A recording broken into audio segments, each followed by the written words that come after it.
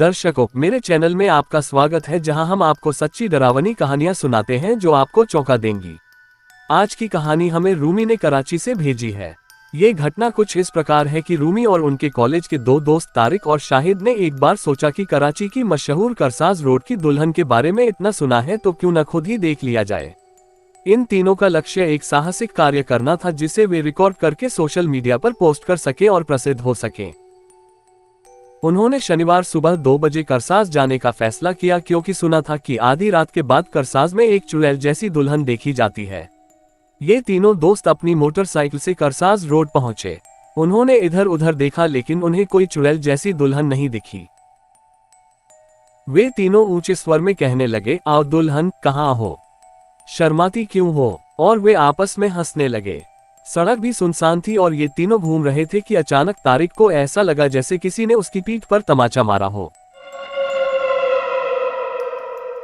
कुछ ही देर बाद उन पर किसी तरफ से कुछ पत्थर गिरे जो रूमी के माथे पर लगे और वहां से खून की धारा बह निकली।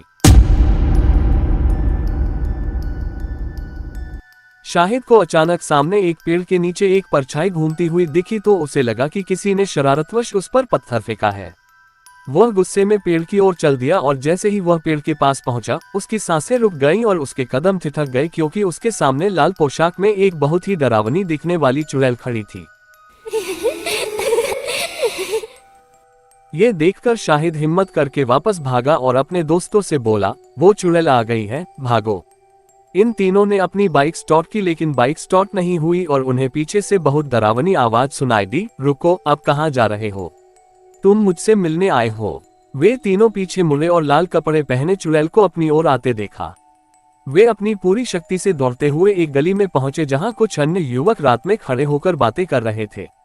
ये तीनों उसके पास गिरे और अर्धबेहोशी की हालत में उसे अपने घर का पता बताया और कहा कि हमें घर ले चलो। अगले दिन जब परिवार ने उन तीनों को डॉक्टर से चेक कराया तो उन्हें तेज बुखार था। खैर, कई दिनों के बुखार के बाद ये तीनों ठीक हो गए, लेकिन उसके बाद उनमें से किसी ने भी मजाक में भी करसाज रोड जाने या दुल्हन को दोबारा देखने की इच्छा नहीं की। तो दर्शकों, मुझे आशा है कि आपको आज का एपिसोड पसंद आया होगा। मेरे चैनल को सब्सक्राइब करें और टिप्पणियों में अपनी राय साझा करें। अगली बार मिलते हैं एक और डरावनी कहानी के लिए। अलविदा।